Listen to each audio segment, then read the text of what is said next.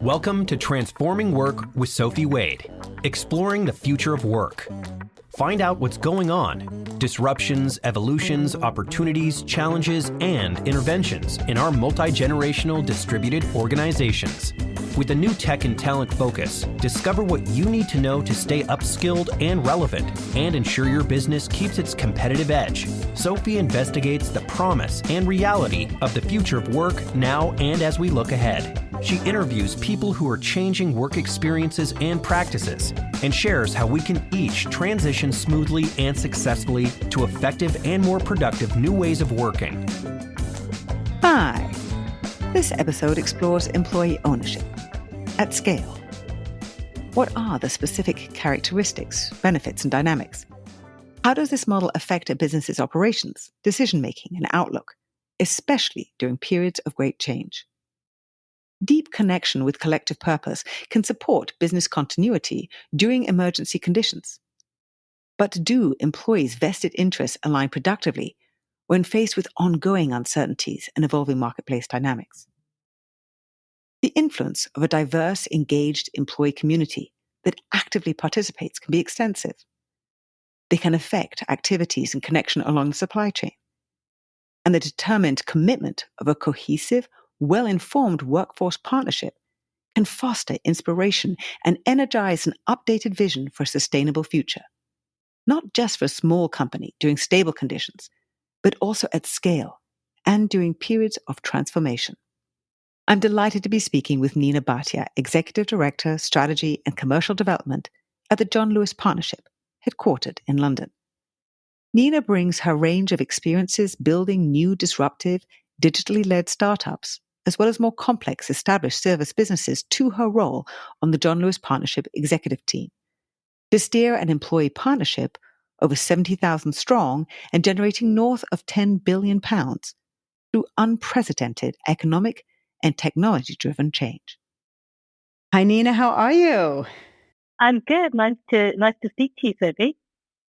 Great speaking with you. And I know that there are a lot of things on your plate that you're dealing with. And so I want to jump right in. As always, I start at the beginning. Did you join McKinsey straight out of university? I did. Yeah. I was studying law at Cambridge and always meant to go and become a lawyer and really enjoyed studying law, which was actually not my first choice at all. But enjoyed studying it and then ended up at a drinks party hosted by McKinsey because I was an impoverished, thirsty student. And then found myself thinking, this is a great way of avoiding making any decisions about my life for the next 2 years whilst traveling the world. And so it turned out. So it ended up being 22 years, if I remember that correctly. Something like that, yeah. And was there a particular area that you focused on at McKinsey? Well, I joined McKinsey at a time in 1987 when it was still possible to be a generalist. And so the first 10 years of my career ended up being a really brilliant broad general management education. So I had the typical experience of being a generalist, doing 2 years, traveling the world, doing lots of different projects from publishing to beer to aircraft landing gear, amongst other things. Wow. Like through my experience, I ended up really working in 3 or 4 areas. One was energy, both upstream and downstream, healthcare, both in the UK and elsewhere, media, and then a smashing of consumer businesses. But I think, the thing that sort of, for me, defined my journey was I followed my clients, or my clients followed me. So I tried very hard to say no to clients because it was really quite difficult straddling broadcast media and upstream oil, both geographically and in content terms. Right. But in the end, I guess I started my career as an advisor, and advisors need clients, and clients are very important. If they want to follow you, you end up working with them. So that was one defining feature. And I think the other is, and this is probably true of later career steps, I like difficult problems that are sort of integrative problems that don't have easy or ready paths. That's what I'm always drawn to. So I think that's probably defined choices I made subsequently. I'm also interested in the internal dynamics of the experience at McKinsey. Were there elements or particular aspects of your experience that you felt you had to overcome or that paved your way? How was that? When I joined McKinsey in 1987, consulting was a relatively new discipline. Mm-hmm. And, I had a starting class in London of 12, so 12 of us in an office of 100. So this was very, very small in relative terms. I would say that the thing that defined that experience was the apprenticeship model, working alongside senior people who were working with senior clients, the exposure you get, the experience you get of just in watching and learning from them, and our clients was phenomenal. And I think that that was a very defining experience, and one which I kind of repeat to my daughters as well, which is where you start work and the professional habits you acquire when you start work are pretty important, and they do affect you for good or ill, and they're a learning experience in any case. So I think for me that was quite important. But I would say, consulting environments, not just at McKinsey but elsewhere, professional service environments, law firms, investment banks, all these kinds of environments are demanding. They're demanding of your intellect. They're also demanding of your emotional bandwidth, and they're demanding of your physical energies. And I think I didn't realize quite how hard that would be until I was well into that career, and I had to learn a lot about resilience and how to manage my time and how to manage all of that feedback you get from people, from your colleagues. Those are models which rely on 360 feedback. They rely on critical feedback, actually, and that's quite draining. And I'm sure, I didn't always feel, perhaps, that I learned to play to my strengths. I felt I was working a lot on things I could improve, and it took me a while and a bit more maturity to go, hang on, I'm really good at this. Let me try to do more of this. I think that's one of the realizations that we need to have earlier. We need to be, as leaders, helping our teams understand where their strengths are and be helping them move towards those so that they can actually be blossoming and flourishing and developing faster in those areas because it's so demanding. You worked at British Gas and you worked at Hive. There was a thread there in terms of these connected homes. What was the interest there? Was one of your clients and you went to join one of your clients, or how did that all pan out? Having spent a long time at McKinsey, I had a great time there. It was a very difficult place to leave in some ways. But when you spend a long time in an advisory career, you end up thinking, goodness, what am I fit for? Can I go and do something else? And I really wanted to run a business. I really wanted to own a P&L. I really wanted to test everything I'd learned and advised on in the real world. And I wasn't actually that discriminating about which sector. I mean, I excluded arms and alcohol and tobacco as outliers, and I excluded, some other things. Right. But I basically wanted a business of reasonable scale with real customers and an operation. And improbably, when I spent 9 months talking to 275 people from memory, I found myself choosing between running a national home services business for British Gas, or a healthcare startup, or going to run the Islamic banking division of a large international bank. Those are my three choices. Wow. Okay. So that was quite a wide spectrum. Yeah.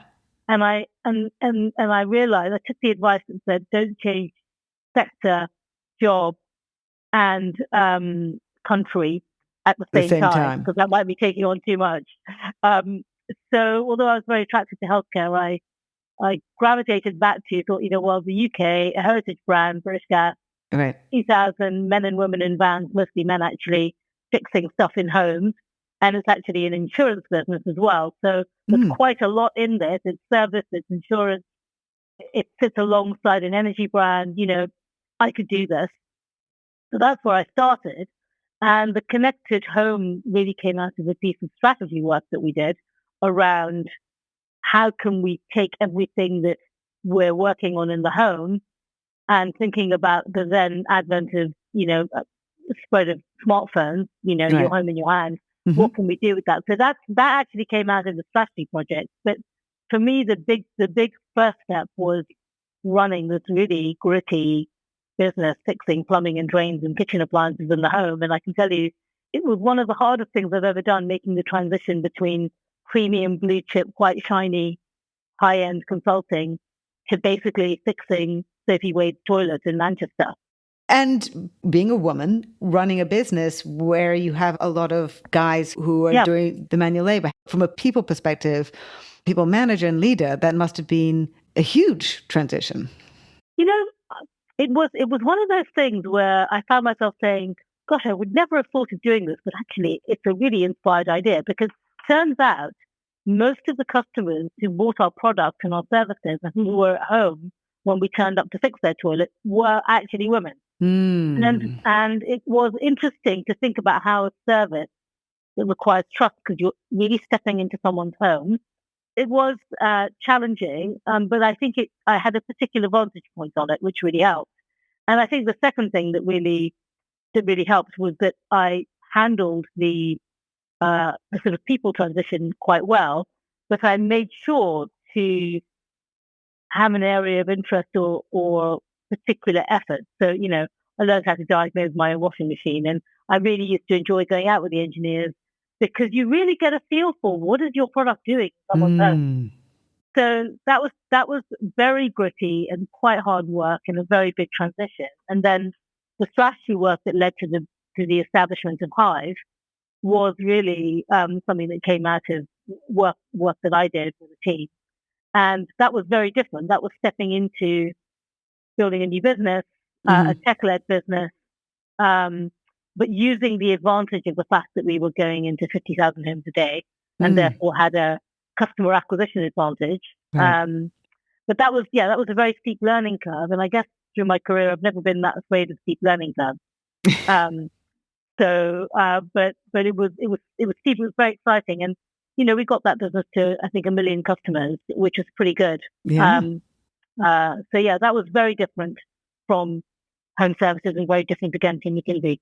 Yes. And going from a large, very long established company going to a startup, how did you work through that transition? I didn't go to a startup. I established an incubated business in a large entity, which is a bit different. Okay. It has its own challenges.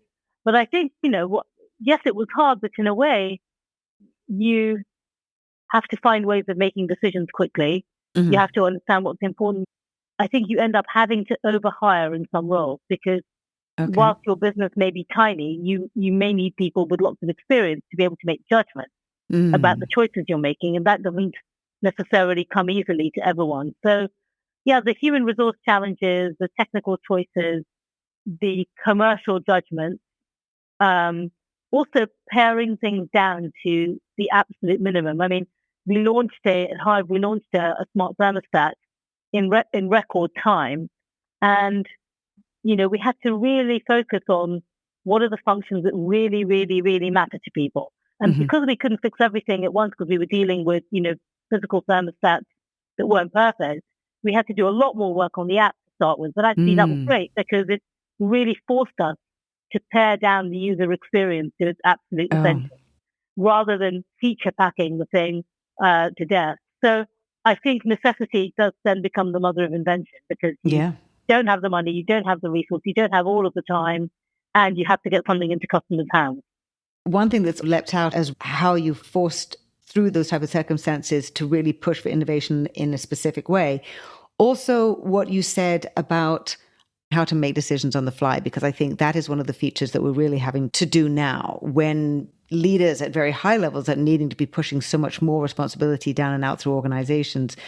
When you joined John Lewis 3 years ago now, and there's been a huge amount of change. And when I look at the future of work, or future of business and work, and how much things have been changed because of technology, is this transformation something that you see as being very much part of the changing customer behaviors and emphasis on technology, and where John Lewis wants to play in the marketplace and how it wants to have a relationship with the customers. What has been the genesis of some of these major changes, and how much does that relate to your customers as well as people working internally? Yeah. So I'll start by saying I joined the partnership 3 years ago in February 2020, a month before the UK went into lockdown. So for me personally, joining a business and then a month in or 5 or 6 weeks in, on a Saturday morning, being on a conference call where you kind of go, we've got to close 50 John Lewis stores because they're non-essential retail and keep our Waitrose shops open because we're, feeding the nation. So that was quite a context because, I didn't have the equity in the organization. I didn't have relationships. I barely knew, where the Loos were. And suddenly we're making quite big decisions. And then of course the business has been in lockdown 1, 2, 3. Suddenly a war in Ukraine changes and unleashes a whole series of supply chain issues on top of COVID, which was already on top of Brexit, and then followed by, a hurricane of inflation. That's probably extreme, but nobody could have predicted that context. No. And the reason I paint that context is because personally, it was a challenging way to enter a new role. For sure. And I've learned a lot from that. It's also, of course, massively challenging for the business, which we are trying to transform and shift. And of course, you are then trying to do that as a start in that kind of context. And then thirdly, of course, our customers are going through their own transformation in their worlds of work, how they live at home, how they work, how they interact with their families. All of that is changing. And if you're supplying products and services into a customer base that is itself going through massive transition. And where it buys, not so necessarily buying its goods near its office, they're buying their goods near their home instead. Okay. Yeah. So I think, the first observation I would make is strategy under uncertainty is generally hard. Strategy under this kind of uncertainty and external backdrop is really challenging. I would say that one of the most formative experiences was actually being in a leadership team that has to turn its business from a 60-40 shop online business to 100% online business overnight. So when you close 50 stores, you have to get stock into the right places. You have to completely change your mode of selling, your mode of delivery, your mode of interacting with customers. And that was on top of all of the precautions you have to take for COVID and so forth. So that was a very demanding but inspiring experience because I observed the partnership at its best. Actually, we went right into, and this is not, I say we, the royal we, I was involved, but many of our partners really stepped into that and did an amazing job of keeping our business transacting and going through what was an incredibly difficult time when other businesses went to the wall, I would say. Yeah. So I think why do I start with that? Because you kind of learn about the essence of the business's DNA, in that context. And this is a partnership; it's a co-owned business. Something like 1,800 partners went from 1,800, a few thousand went from John Lewis into Waitrose because those were the shops that were open. But equally, we had other partners going the other way into our distribution centers, which was really where most of the business was being transacted from. By partner, you mean an employee who owns part of the business? Yeah. So all of our employees are called partners because they are the ultimate owners of the business. So for us, it really is personal. That was something I saw really up close and personal in those first few months. That's the first thing I would say. I think the second, in terms of how you lead transformational change and develop a plan to move a business that's been around for as long as ours has, that's got to be done with a lot of care. I mean, we have two amazing retail brands that the words love and trust emerge all the time when people talk about them. And they stand for something in the UK. They stand for something even for people who don't shop with us. People who don't shop with either of our brands want us to survive and want us to survive as a co-owned business. And I think that is a unique asset Yes. to have when you're transforming. It is challenging to reshape the kind of strategy and plan of a business that has been in these two brands and in retail for this long. And it's even harder to do it with the backdrop that I've just described. It's very unusual to have a large, long-standing company that is owned by the employees. And just to that for a second, about what that means. Yes, it was very personal for people to be rallying to do whatever makes sense. Everybody had skin in the game. What are some of the other elements about this particular co-ownership that you see in the John Lewis partnership versus other companies you've either worked for or been advising that you find makes this such a special environment where people are owners versus have an employee contract relationship? Yeah, I mean, that's a really good question, Sophie. I've advised a lot of businesses, large businesses around the world, and I think there are some really special ingredients here, which I think even we haven't yet got the full benefit of. The ownership that we took, the co-ownership that we talk about in the partnership, has three important dimensions. It's about the sharing of knowledge, power, and profit. Right?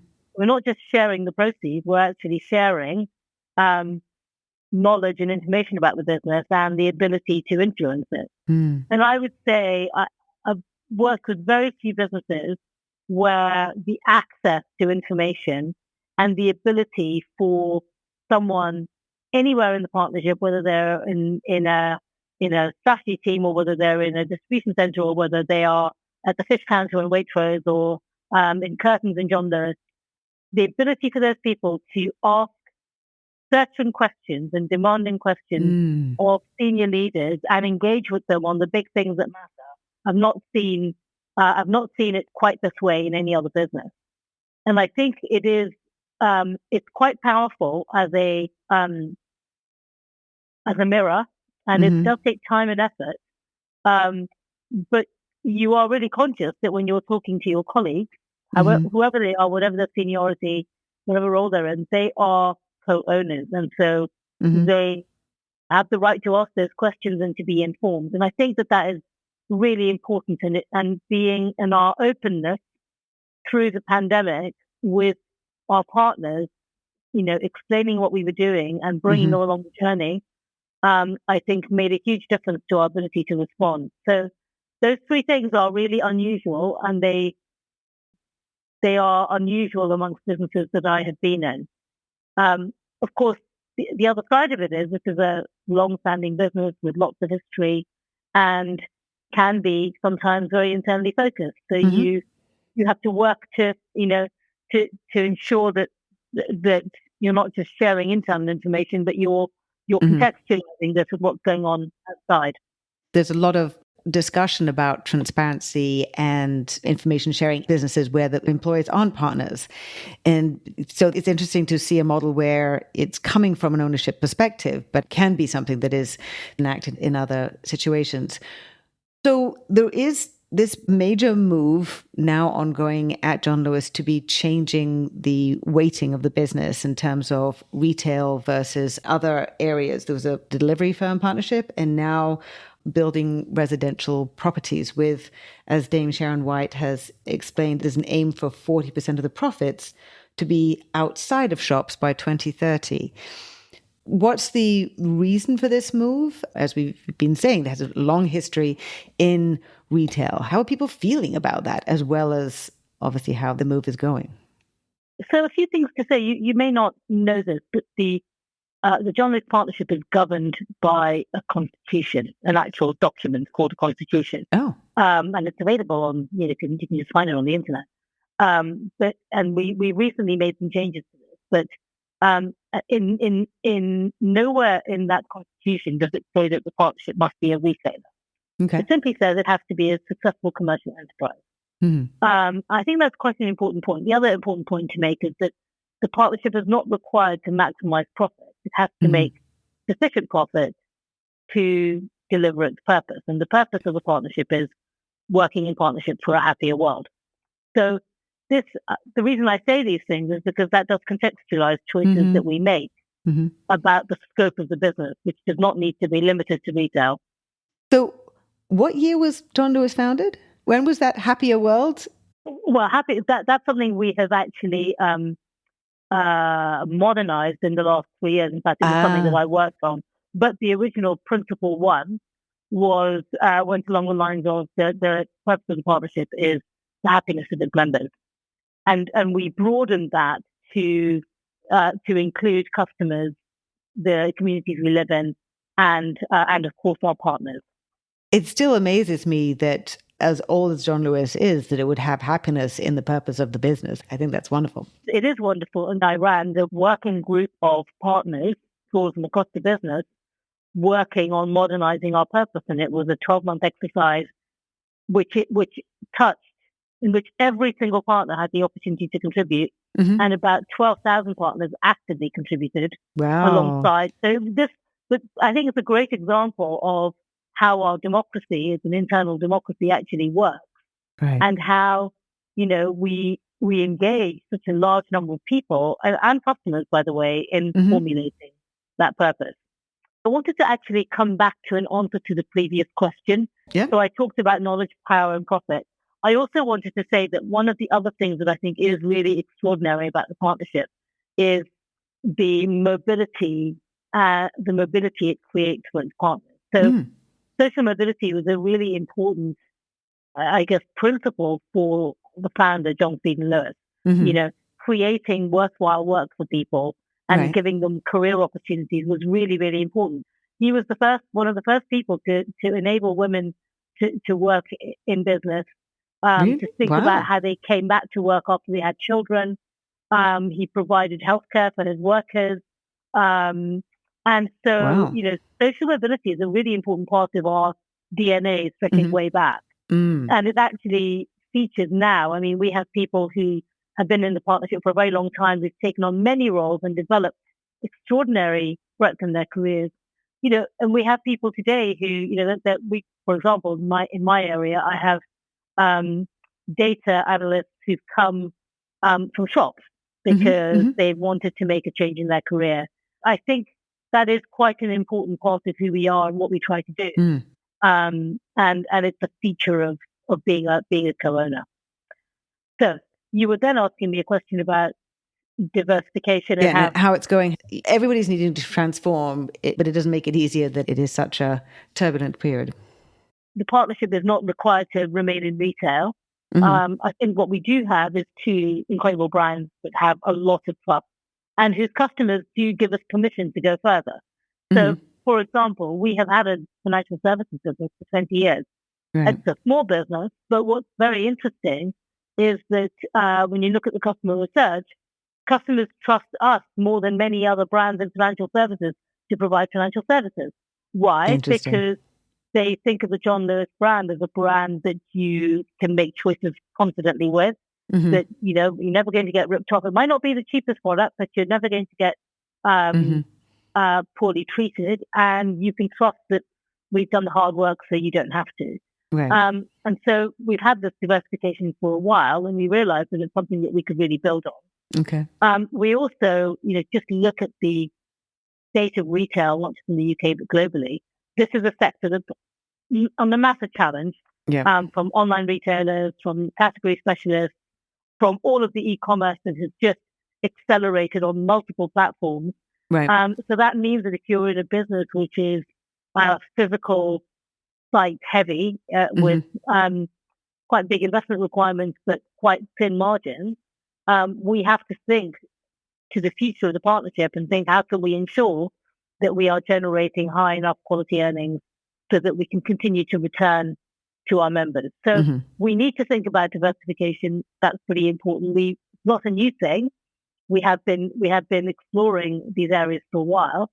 And the choice of financial services and rented housing were made because financial services is something we're in, and it's quite a close adjacency.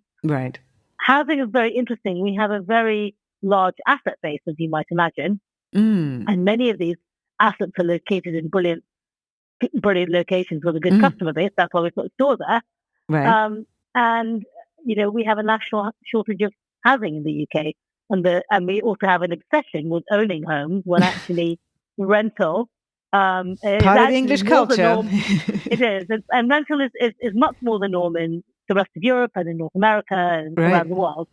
We felt that there was a space there that we could do something valuable in. We have an asset base that is potentially usable to build above. And we have very trusted brands which play very well in housing where there is also a trust deficit. So for us, it's more of a balance sheet play in that we can use our assets, create value, also deliver a very nice service proposition and begin to do more things in customers' lives. Now, both of those businesses are in very early stages. It takes a while to build a step out. And of course, I'd be the first to say that we have two retail businesses that absolutely have to be humming and have to be doing brilliantly. Right. And that is challenging in these times. So it's a careful balance between ensuring that our retail businesses are the best retail businesses they can be whilst creating options for the future. We're making decent progress, and partners are excited about it because, again, as owners, they want to know that there are going to be long-term options to secure the partnership for another 150 years. It's fair to say that the bulk of our revenue and profit comes from our retail businesses, and those have to be sustainable first. For sure. So I do want to talk internally about the other aspect of transformation. A lot of tension around the world, a lot going on in the US and in the UK as well, in terms of how the balance between in-office presence, people working from home, having workplace flexibility, not just for knowledge workers and people who have work that can be done at home, but also giving flexibility to people who have 100% on-site work as well as mostly on-site work. And I wondered, with such a cohesive employee ownership culture, how that has been developing during the pandemic and now as we have finally emerged from the pandemic. Yeah, I mean, this is a very important theme, and I guess one that's developing in so many different directions. So I would say as a partnership, obviously when you're running operations, whether those are distribution centers or shops, whether they're general merchandise shops and John Lewis or Waitrose grocery stores, you do need people there, and they need to be. This is on 24/7 thing, pretty much, whether the shop is open or not. We do have flexibility for people to work part-time, for people to work certain hours. That's not uncommon in retail.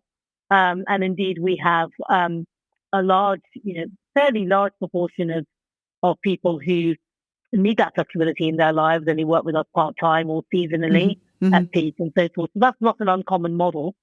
The pandemic, I think, has exploded the conversation globally about ways of working, modes of working, the value of being in a physical location with others or not. I think that conversation is really alive at the partnership, particularly in knowledge working arenas, and particularly where you've got young people who just joined the workforce. Back to my theme from earlier, who need apprenticeship and coaching. We have not, unlike other businesses, mandated you must come back into the office 5 days a week, 3 days a week, whatever the number is. We have observed and I think respected the fact that we have a lot of different teams working in different ways that need to do their work effectively. And we've really left it to individual teams to figure this out and to say, look, you figure out what works for you. Right. We've given guidance. We've observed that in my area, I would say there are lots of different working models, whether that's no convention of coming in or a convention of coming in 3 days a week, having office days when you're all together, making sure that you're planning to have that social interaction, and I would say my observation is I think that is settling as a kind of 3 days in, 2 days not in. But I would say the patterns are very different between teams, and some teams are doing some really interesting experimentation on both the days of in and out, but also how they're working and how they're using technology to help actually more productive work habits and building those social connections. I mean, I think it's still a work in progress. I think a lot of people made decisions during the pandemic about lifestyle and how they wanted to live their day-to-day lives. And I think people are still working through those. I don't think those patterns have come to rest yet. I think people with young families are making choices about childcare, which is very expensive. Yeah. They're making choices about school. So I don't think we've seen the end of it, but I would say our approach has been to recognize the diversity, to allow teams the space to figure this out. Like all businesses, we are also working through what physical space we need and in what configuration. And that's taking some working through, because the way you work when you're having hybrid meetings is very different from the way you work when you are all there. And the actual physical space and the technology you need to be made available, I think, has also shifted. So we're in transition. There have been some tensions between cohorts, age cohorts, different groups of people having to do different roles. I have a particular concern, if I'm honest, about how people learn in their roles. So, and maybe I'm a bit old school and everyone has their own experience, but I think I learned so much from working alongside people in a very overtly apprentice model. Much of what I learned about working with groups of people or clients or teams or doing work or solving problems came from being in close proximity with people who are more experienced than me. And I do worry about people who start out their working lives in a hybrid model where there's no requirement to be in a physical location or be working with people. So I don't know how that will play out. I think there will be other factors that play into this, like how technology can continue to help us. And of course, how things like AI will continue to reshape people's jobs. So I think we're on the journey and we're in the middle of a lot of change. Completely agree. And as technology gets much better in terms of how virtual experiences support our work in different ways and can support some of these apprenticeship modes of working, it will really change people's experiences and the benefits of them as well. I love the fact of how you are being flexible and giving each team, the different teams, their flexibility, because that is, in all my experience, what I see as being the way to successfully achieve whatever is right for that. And it actually doesn't ever really settle down. I mean, in terms of what space you need, although that can be worked through. But because teams are different, because there are so many different projects, because people come and go, it actually doesn't settle down completely. John Lewis has a constitution, which I did not know, forgive me. It has a purpose with this happiness, vision, and mission that are obviously guiding the principles. How does that actually influence how you in strategy, how people at the top levels of the organization, but also throughout the organization actually make decisions? Yeah, I mean, this is a very, I think, unique feature of our business. So our purpose is working in partnership for a happier world, but there's a balance between happier people, happier business, and happier world. We've got to hold all of those in balance in making decisions. So at a really practical level, all board decisions, all big decisions that we make have to answer the question, how is this advancing our purpose? So that kind of causes you to stop and think about, well, is what we're doing in service of this thing that we've said we are all about? And where are the trade-offs and where are the tensions and where are the difficult choices that we have to make? Because life isn't easy. Commercial agreements are not easy. That's one place where it shows up. It shows up in real-world commercial decisions. So, for example, in the last year, our support of farmers in the UK, we've spent something like £56 million supporting farmers in the UK. Why? Because if you're Waitrose, we're all about quality, taste, and ethics. And provenance in the supply chain and making sure we can stand by the quality of that supply chain. And we also believe we want to be supporting participants in that supply chain to ensure that they can remain in business and they can continue to produce products for us. So we supported our big farmers, we supported egg suppliers. We were therefore the only big supermarket that was able to have continuity in egg supply because we had supported of Oh. exercise along the way. Now, you don't have to do that, but that was a purpose-driven decision that was also a commercial decision, right? It was good on both fronts. So Right. if I think about the housing business that we are developing, that is very purpose-driven. This isn't just about putting up flats for rent to tenants. It's about creating a community. It's about our residents. They're not tenants, they're residents. It's about creating a sustainable environment over the long term that fulfills a real commercial and practical need in the country, but also does so in a way that's very uniquely John Lewis. So I feel very strongly that we're able to do those things because we put purpose at the center of what we're doing. And then in terms of decisions we're able to make, because we're not driven simply to make maximum profit, we've done things like shared parental leave for all parents. We've done things like investing in people coming out of the care system who are very disadvantaged. We've supported partners through financial difficulty in the last year because it's been very difficult. So there are all sorts of things that we do that I think are driven by our purpose that I think other businesses might make different decisions about. And I think this makes us unique and special. And I think customers don't just want to buy products from businesses. They want to know what you stand for. And I think what we stand for is very motivating for customers. Absolutely. I completely agree. And the last very important point for me in terms of the values, the culture of the organization, very much tied to the purpose and how the company is leading. And that goes to, for me, the future of work and how much culture is at the core of everything, including values like diversity and inclusion. And obviously, Dame Sharon White, and you are manifesting the diversity that is so present and important in John Lewis. So I'd love for you to speak to that, both at John Lewis, but also in terms of your background and your experiences through now. So, I mean, John Lewis, from a diversity standpoint, I think it is very distinctive in the fact that our chairman, Sharon White, our chief executive, are both people of color, but the exec team has 3 people of color on it, which is unusual for a large British business. We've got more women on our team and as a senior exec than most other businesses or retailers. So I think that's very important because I think it sends a signal about what's possible. Right. We've also, over the last few years, had a very lively and intense and important debate around diversity and inclusion in all of its forms. We have, several networks in the business which we sponsor around different themes, whether that's gender, whether that's age, or whether that's faith. And there's a lively network that are all supported by exec leaders. In the wake of the George Floyd killing in the US, there was a big debate around diversity.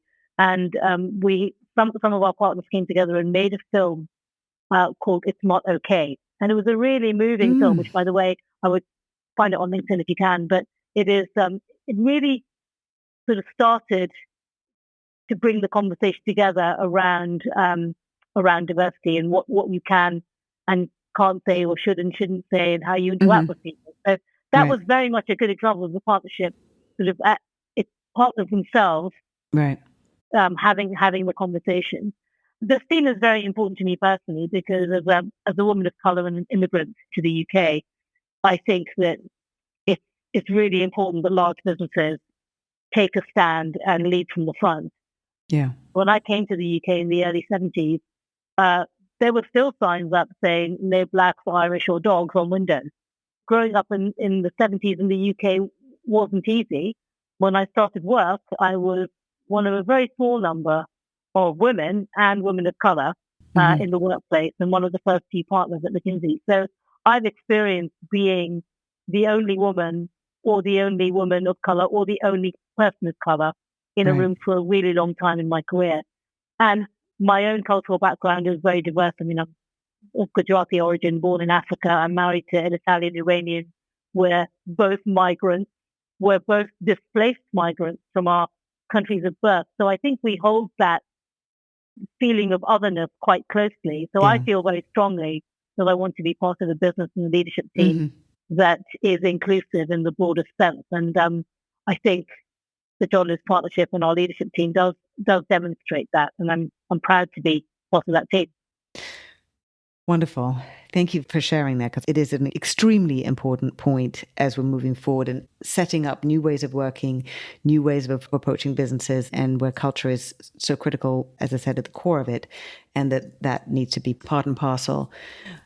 What is something that a company could do that can bring some of those unique aspects of the ownership model of the John Lewis Partnership to a non-ownership model?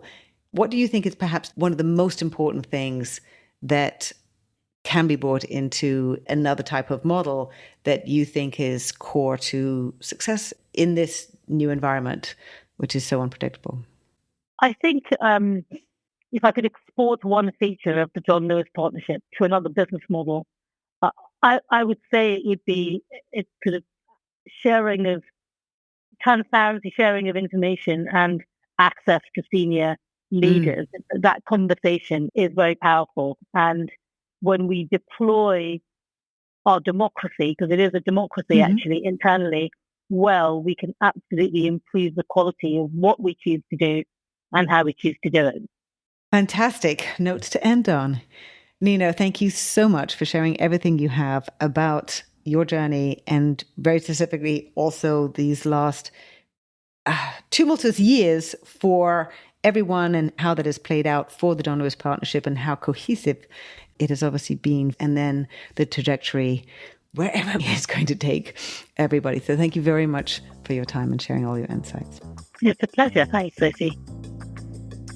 Thank you again so much to Nina Bhatia, Executive Director, Strategy and Commercial Development at the John Lewis Partnership. You can follow Nina on LinkedIn and find out more about the John Lewis Partnership, its purpose, constitution, and more at johnlewispartnership.co.uk. Immediate action tip. Transparency, the sharing of information and access to senior leaders, is very powerful, using an internal democracy to improve what you choose to do and how you do it. For more about the future of work and how it is affecting internal employee dynamics and how you can modernize your corporate culture, leadership styles, and increase transparency with great effect, read or listen to my second book, Empathy Works, The Key to Competitive Advantage in the New Era of Work. If you enjoyed this podcast, why not tell a friend as well as like it? And please, write a quick review wherever you listen. For regular video updates, curated useful articles, research, and information, follow me on LinkedIn and Twitter at @SophieWade. For more information to help navigate this period of transformation, you can also sign up for my Work in Progress newsletter on LinkedIn and my blog, which is available on sophiewade.com and flexelnetwork.com. Until next time.